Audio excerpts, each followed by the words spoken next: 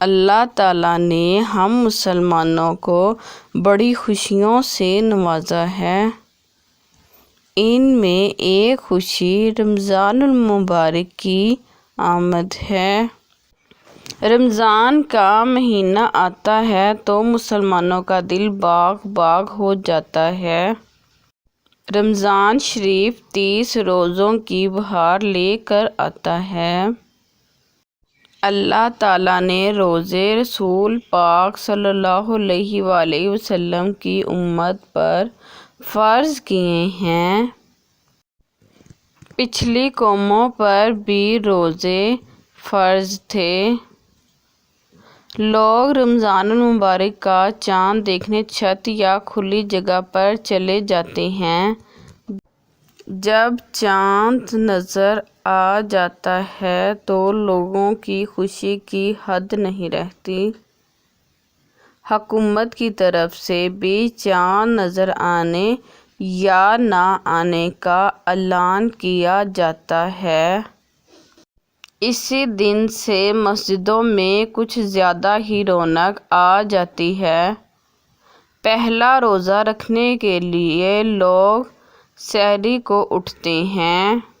اس وقت کھانا پینا عجیب سا لگتا ہے، لیکن ایک شوق ہے جو ہر ایک کو سحری کھانے کے لیے اٹھاتا ہے۔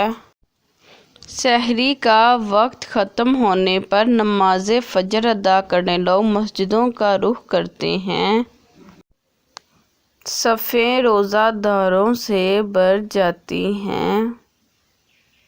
بچے، جوان اور بوڑھے روزے کا احترام کرتے ہیں۔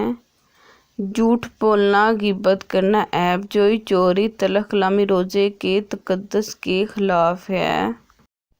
تلاوت قرآن اور نماز کی بروقت پابندی کا زیادہ خیال رکھا جاتا ہے۔ اکثر مسلمان اسلامی احکامات کی پابندی کرتے ہیں۔ سورج ڈھلتا ہے۔ مغرب کا وقت قریب آنے تک روزہ کھولنے کی تیاری مکمل ہو جاتی ہے۔ حسب توفیق افطاری تیار کر کے اذان مغرب کا انتظار ہونے لگتا ہے۔